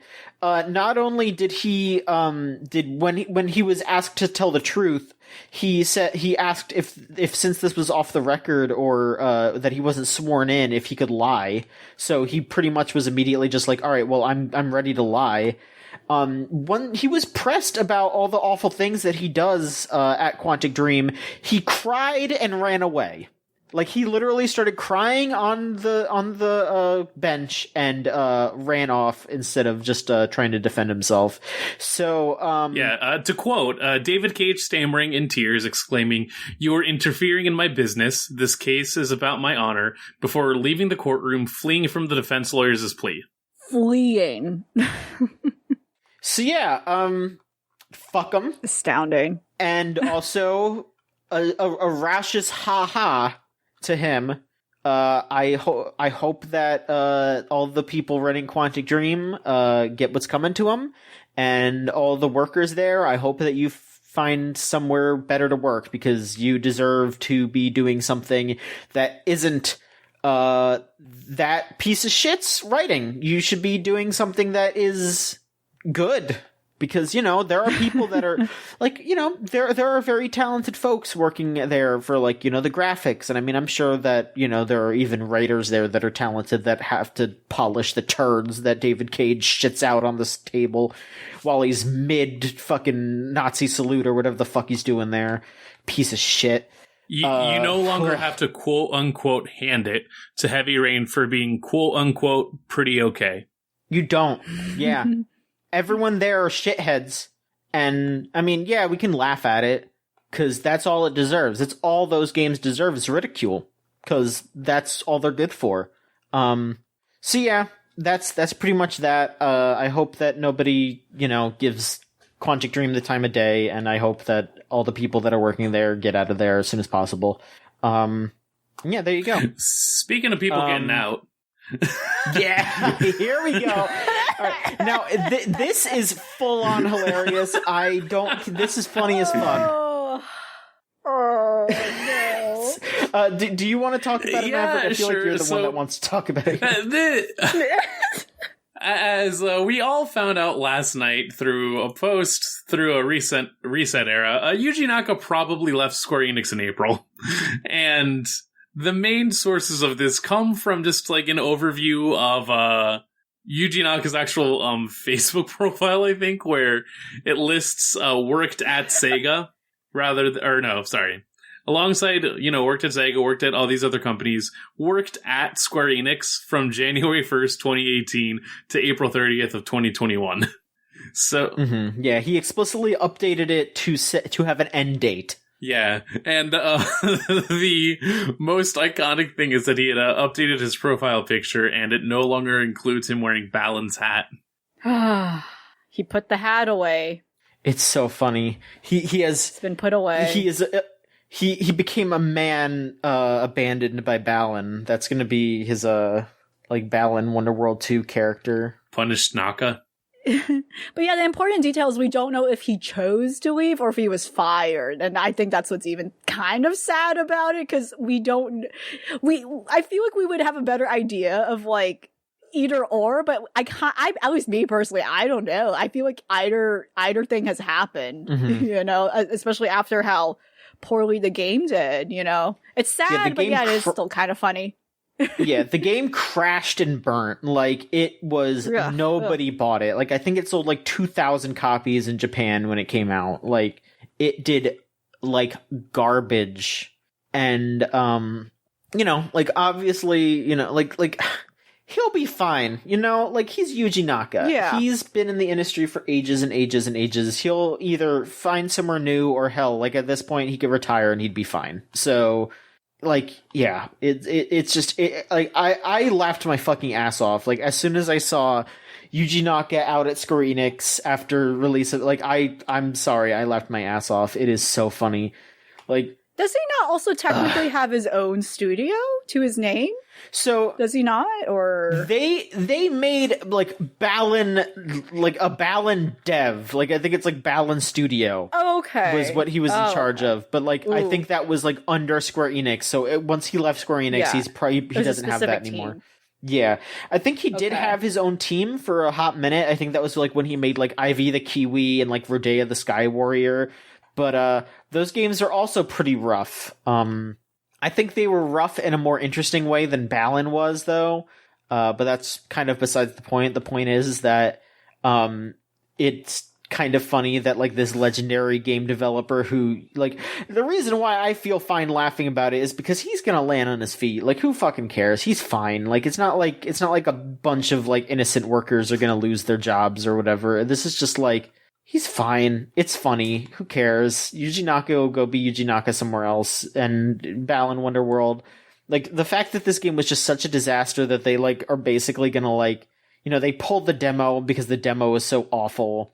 And, like, I feel like at some point there's gonna be, like, recalls. Like, Square Enix is gonna be so, like, upset that this game exists that they're gonna be like, hey, if you send in your copy of Balan Wonderworld, we'll give you, like, you know, some free DLC for Final Fantasy 14 or something, you know, like, oh yeah, you could get like a mount in Final Fantasy 14 if you send us a picture of you snapping your copy of Balan Wonderworld in half. Which I especially think is really funny because I don't think that there weren't any like major firings, I feel like, after The Quiet Man, which, you know, I think The Quiet Man is probably objectively worse than Balan Wonderworld, because at least Balan Wonderworld has like a sense of style and like really nice cutscenes and like nice music. Even though if I listen to the music now, it makes me break out into laughter. Because I just think about the corn farmer. The man who rages against the storm. The man who rages against the storm. Make that a title. Soak in, take the original corn song, put it into the game, title it The Man Who Rages Against the Storm, make Balan's hat available in 14, make Balan a class. Class. So, recall Reaper, change it to Balan. Balan race. Yeah, it's like how in all the Dragon Ball stuff there isn't like an actual name for the race that Frieza is. It's just Frieza race. They'll just have Balan race. You're just making me think about a smaller Balan now. Balan, but he's like 5'10". Yeah, how would baby Balan would just be a scaled down Balan. Do you think Balan and Knights are the same race, or do you think that they're like separate like entities? They might be like a different, you know, species from like was it like a breed? Sorry, I don't know I don't know nomenclature, but they might be the same species, but a different variant. Yeah, there you go. Good lord, both from the genus of imagination. Yeah, like I don't know, Balan, but Balan Wonderworld has brought me endless joy this year. But yeah, I agree with you. If he's someone who's like has like a legacy established, like at this rate, he should just probably not trust like big entities like for his ideas. You know, he should just figure out how to like out of small resources, just make your ideas like from the ground up. I don't know, and I think that was the problem. Like this has been discussed before. It's just like him being busy trusting like, oh yeah, they're giving because you know, like I understand why you would want to pitch in and work with these big companies because they will give you money and the investment to support yourself. But at the end of the day, I think like after like just doing that so many times, maybe just start from scratch then at that point, and that way your ideals will be better presented in what you want it to have actually been, as opposed to like getting the rug pulled under you like constantly, by getting shitty teams and like like, I don't know, like weird schedules over it. I don't know, like, again, so many factors over why this game went wrong. So yeah, I mean, good luck to Yuji Naka. I hope you make something else, because, I mean, if it's good, it'll be good. Like, I definitely want a good game, but if it's bad, please just make it as bad as Balan Wonderworld so we can all have some fun with that as well. You have still not hit Inafune levels, so the sky is limitless. Please don't. Yes. And I will also just say to all of you who are, like, legitimate, unironic Balan Wonderworld fans, you are far, far more powerful than I will ever be. So I will leave it at that. Alright, so there's some release date news, too, real quick, that we could just kind of blow through here, because, just kind of quick. So there was an update for God of War, the new one, God of War 2, or I guess it's going to be called God of War Ragnarok, the one that is the sequel to the newest one. I was legitimately surprised that anyone thought that this was coming out this year. I guess maybe they had announced that, but when they said, "Oh, it's being delayed to 2022," I was like, "Wait, it wasn't originally slated for 2022? What are you people talking about?" But yeah, Ragnarok is next year now, as is Gran Turismo 7. And also, both of those games are going to be cross-generational. They're both going to be on PS4 as well as PS5. Okay, neat. I mean, like, it's good for folks who haven't been able to find a PS5, but also it's less of a reason to buy a PS5 because, you could just play those games on PS4, even though it will probably make your PS4 sound like it's going to it's going to turn into a thermonuclear device. It's gonna be real rough. I'm not going to be surprised if there's going to be huge optimization issues. Like here on out for anything that claims like, oh, we're still cross-generational, we can still play on this PS4. I'm very wary of anything that says that, like being released like 2022 onwards. There's definitely going to be optimization issues, I bet, because they're going to consider the specs of the PS5 first. Right. And I mean, it might be like really weird because who knows if these games were like originally just going to be PS5 games and now they're having to make PS4 versions because of how hard it is to get a PS5. Like, right. if the PS5 was able to sell as many as, as people seem to want, there would probably be no reason to make a PS4 version because like this would be like a year into the PS5 existing. So, there would be a good amount of them out there. But that's a great point. Yeah, that might have influenced that reason. I mean, hell, that honestly might be part of the reason why it got delayed because, they don't want to put out a PS5 version and then like put out a lesser version, quote unquote, later on. That they might have just been like, yeah, the game's almost done, but now we have to make a PS4 version. We have to make a downgrade version. So, I mean, who knows? It's all up in the air. Like by this time next year, we might even be questioning why they're even bothering making a PS4 version because who knows? Maybe they'll figure out getting more PS5s out there, but I don't know. It's so up in the air with like the semiconductors and, like COVID's still happening. Like we're not pretending it's over. And, people are still having trouble getting all the parts that they need. Like not even just superconductors, but just like any kind of parts these days because of crypto and all these other issues with tech. It is just such a mess these days. So who knows? Who knows? We will see. But what we won't see is God of War or GTA 7. I said GT 7 this year. I'm praying that Kratos comes down from Valhalla and destroys every crypto server. Yes, I will finally be on Kratos' side if he just goes fucking crazy and destroys all the crypto mining. I'll be like, all right, all your weird misogynist dad pain. I don't like it, but I do like that you like smashed up all those mining rigs and made it so normal people can build a computer, and less climate change. That would be nice. Thank you, Kratos.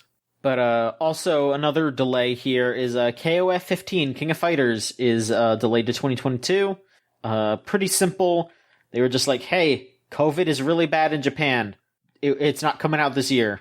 Okay. that makes sense. Yep, to the point. Yeah. I think it's going to be first quarter of next year specifically. Yeah, I think that's fine. Like there's already enough hype for Strive. A lot of the fighting game scene is also still in a matter of like figuring out just stuff in like the main issue at the moment, I feel, with the FGC is just figuring out what stuff has accessible rollback netcode. And Strive is something that'll benefit greatly from it. And, if anything else comes out, it better have rollback on it. And if it doesn't, at this point, when venues are still not even viable yet, and the FGC is still very contingent on online matchups, it's going to be a case where, like, you're going to see a monumental rise in Strive specifically. Anything else that can probably get rollback onto it. But if KOF has that already in the setup, then it's going to be no issue, especially for Q1. So, yeah, we'll see how that goes.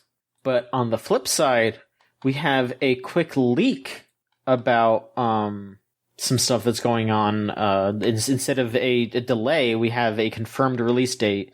At least the current confirmed release date. Who knows? There may be more delays, but I was talking about SMT4. SMT5's release date has leaked.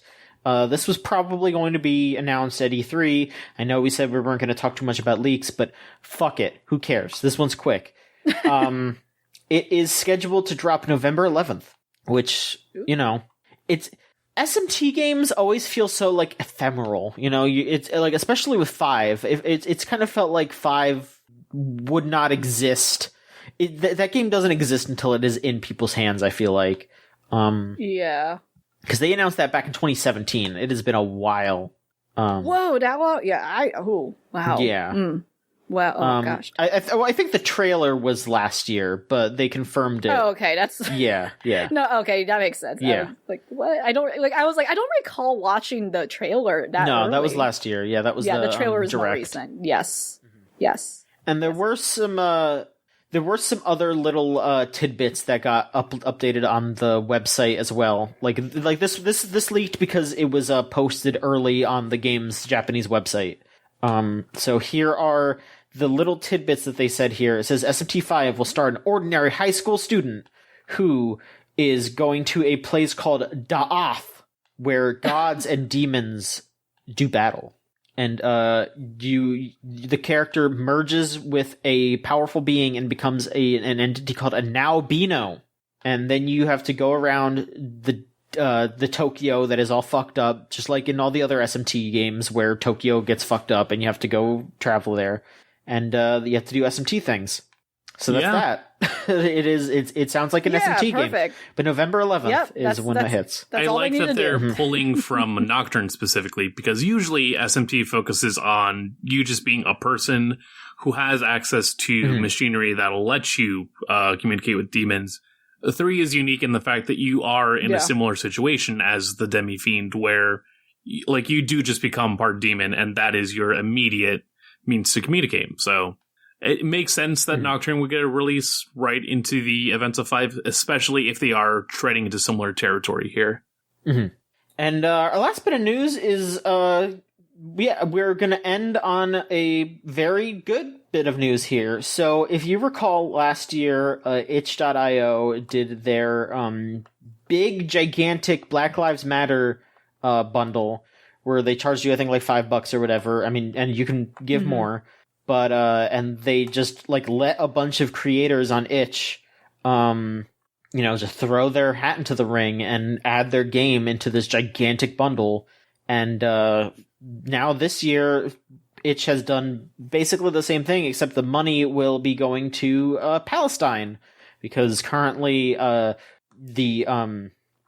attacks on Palestine from Israel and, the general, just hard times that are going on in Palestine have been ramping up in the last little while.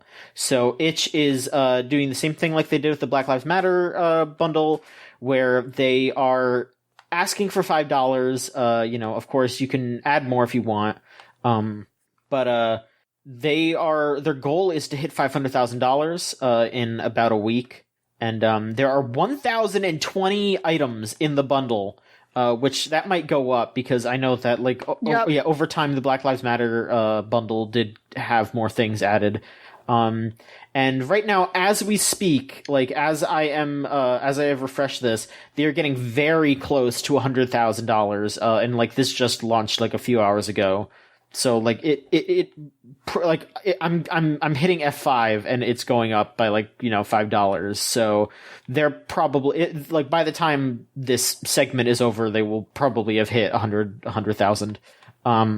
Which, that's tremendous. So hopefully it keeps going up. Hopefully people continue to donate, and hopefully this helps out folks in Palestine, because it is just absolutely barbaric what is happening there, the oppression that is occurring in Palestine.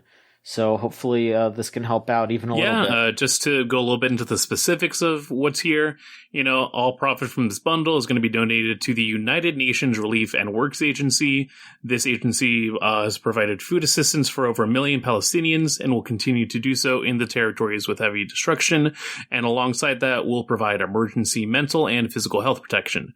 In the bundle itself, so far, there are 675 games, 272 physical games, 20 game assets, 70 soundtracks, 11 tools, 5 comics, 19 books, and 11 miscellaneous items. So even if you aren't in the market for a new game specifically, there's always something to look into, even if it is a new tabletop RPG. There usually are, like I said before, soundtracks, game assets if you are looking to make your own games. Just a lot of stuff to mess around with, as is the nature of Itch as a platform overall. And one of the games to highlight here in this setup is Leela and the Shadows of War by Rashid Abouide, which is a game based on actual events, telling the story of a little girl who lives in Gaza during the war in 2014. So the highlight of the bundle, so to say, but then there are plenty of things to catch your radar. I was looking at it earlier and did see stuff like Calico, a game about magical girls and cat cafes. You had Minute in there. You had some stuff that definitely has come up in the bundle for racial justice if you caught that last year, but then there is plenty of new stuff to look at as well. So catch it. And just like I said, as you were talking, it got over 100K. So there it is. Yeah. Good for them. Yep. Yeah. Hopefully it blows the goal out of the water, and just feel free to hop in there. And hell, honestly, even if you don't plan on playing any of those games, it's $5, and it is $5. Yeah, just a little bit. We'll build and build and build. So that is it for news. Is there anything else that you would all like to discuss before we try to hit some questions? Nah, I'm good to hit some questions. No, I think let's get some questions. All right. If you want to send in a question, go to videogamechoochoo.tumblr.com/ask. You'll sound like these folks right here. Anonymous asks, when is E4? We don't talk about that. This isn't the place. I'm... Please don't. We try... I think we're beholden not to talk about E4. Someone tries to be cute about E4, and it's a good thing you're anonymous, because I can't keep doing this. I can't. It would have been on site. We don't want anyone to get in trouble here, right? I mean, I'm going to be honest. I feel like the terrible monster that E3 has become, that is both overwhelming and underwhelming, and just completely without any kind of structure. I feel like that it has become E4 now. It has become just a monster instead of a celebration of announcements and trailers and being advertised to. Not even 4. I think we skipped some numbers now. It might be E5 even. Oh, I don't know. God. Let's be real. Yeah, I mean, it's however many weeks it takes to get through all the news. So I think we're probably at E6 then at this point, because holy fuck, it's way too much. And then the last question that we have here, also from Anonymous, is what in y'all's opinions are the best games to watch being speedrun? Do y'all have any speedrun opinions? I mean, my opinion is a bit more general. I don't really, like there are games that I absolutely enjoy watching speedruns of, but I will just say that in general, the thing that I appreciate more is I like to see games getting taken apart just based more around skill, because that is just more fun to watch. Like if your speedrun is just, hey, I clipped into a rail and then I get to walk under the level for 15 minutes and then I'm done with the game, I don't want to sit there and watch that. Like that. It's nice that y'all figured that out, but like Mario 64 is such a popular speedrun game because there is so much just quick skill involved that, it's still so fun to just watch somebody make that character move that fast. So, like, I appreciate a good skill-based speedrun more than anything else. That is my take. I agree. And I think that's very much a thing you would see in platformer games, puzzle games, especially and I think Mario 64 like has this dilemma of being both a game that takes skill, but also people are very much like, yeah, I figured out how to, because again, it's like an old game and there's like so many weird things you can do that take advantage of it technically. They're like, oh, again, like just clipping through something or exploiting a bug, depending on what version of it you're playing. But I still think that makes it interesting either way. But I agree. I think like it's more interesting to watch something coming from someone being very, coming from an actual strategy, as opposed to someone who's like, oh, I know like this secret thing here from this specific, like someone actually, not, and they both take work, but I would say putting the work into it in regards to like again, strategy, the word strategy, like actually strategizing around like, okay, what are the normal mechanics here that I can just use from the game itself that I can use in a very clever way that the people making this game did not think I would use it in, like using an item that like is available to you, but that doesn't necessarily apply to the situation. Like, stuff like that. Yeah. If I could highlight one that I definitely do think about a lot, it is the Kingdom Hearts 2 Final Mix run from SGDQ 2017. And that was definitely interesting as just a way to look at a game that I definitely hold dear to my heart, and just taken apart in a way that was very interesting, specifically in the fact that this was a run that highlighted something new that the community had found in terms of being able to initiate attacks in a way where you didn't proc the reaction commands or like cinematic aspects of the battle. So you could just really blitz through fights without having to worry about like a character immediately trying to do theatrics that you couldn't escape. And that was very interesting to watch, alongside a lot of other manipulation of just the way that the magic system worked, the way that forms worked, a lot of the ins and outs that were already accessed by the community.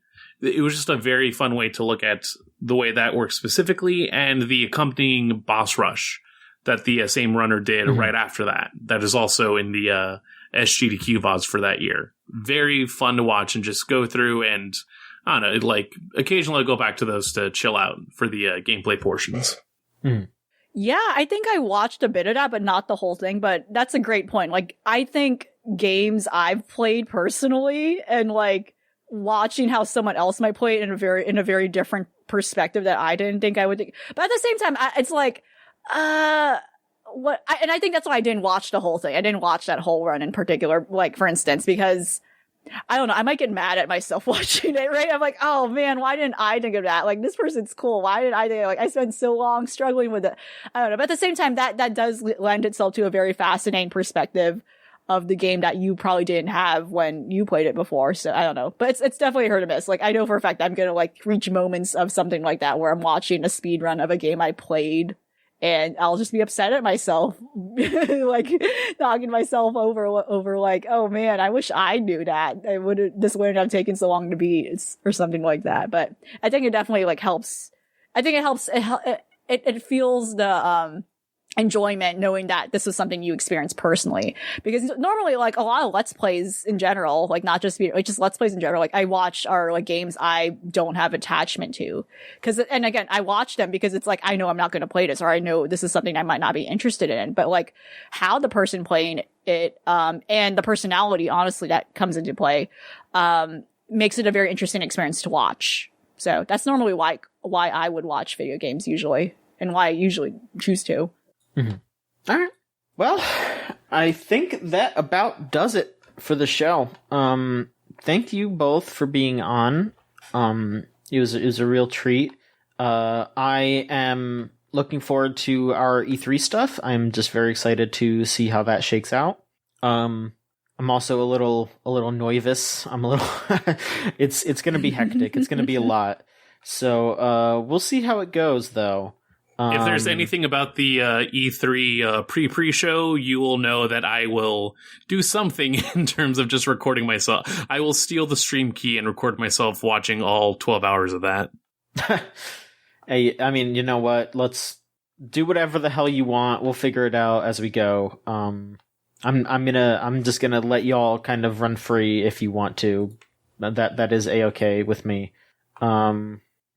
But yes, again, thank you all for listening. Of course, you can find us at videogamechoochoo.com. That is where we will be at all times. We'll try to have VODs up of the streams, and we'll figure out what else we want to do. We'll have the write-ups up there as well. You can follow us on Twitter at VGChoochoo, or on Tumblr, videogamechoochoo.tumblr.com, or on Facebook, facebook.com/videogamechoochoo. You can go onto all those places and follow us, and there will be on there. There will be things for you to look at, to read, to watch over the next week or so. We have a YouTube page. You can just look it up on YouTube, Video Game Choo Choo. That'll be probably where all the VODs are. And then we will be streaming it on our Twitch, twitch.tv/VGChoochoo. So go subscribe to that so you will be prepared to watch us each and every night. And if you want to support what we're doing, which honestly, this is probably going to be a lot of work. I know we might be using some funds to maybe upgrade some equipment in the interim.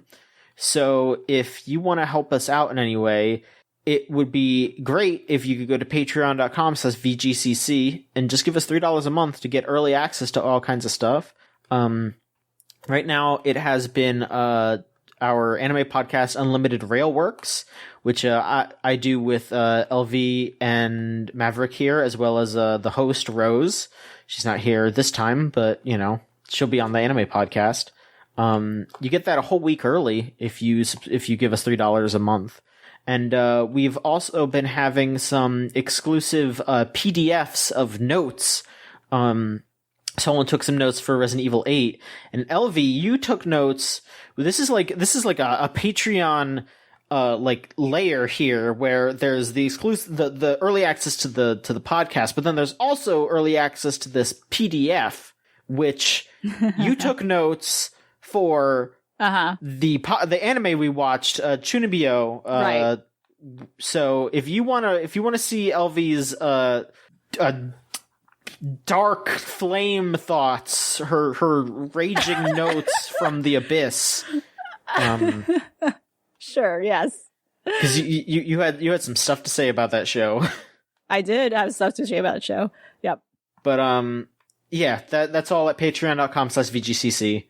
And come hang out with us in the GameZone.zone. That's our Discord server. You type that into your web browser and it'll bring you straight there. Since E3 is coming up, we'll be talking about, predictions, leaks, etc., etc. That's also a good place to be alerted about things that we are getting up to. And thank you for our theme song Crush off of the album Magic is Real by Melt Channel/Magic Circuit. If you want to listen to their stuff, it's meltchannel.bandcamp.com or magic-circuit.bandcamp.com. That is how you can listen to their stuff right now. How about you both tell us where we can find you? LV, go ahead, you first. As always, you can find me on Twitter at LVMaeparian. So that's LVMAEPARIAN for all sorts of things. Mm-hmm. Yay. All right. And how about yourself, you Maverick? can find me on Twitter over at Mavsplaniamania. That's at MAVSPLANIAMANIA. I just tweet out, post things, as stuff comes up, I'll make it known. Mm-hmm. And you can find me at JOHN_MICHONSKI on Twitter. And that's about it. And I do similar to Maverick. I'm just out there posting, folks. I love to post. And that's it. Thank you so much for listening. And we'll be back in 2 weeks with another episode of the Video Game Choo Choo podcast. So long.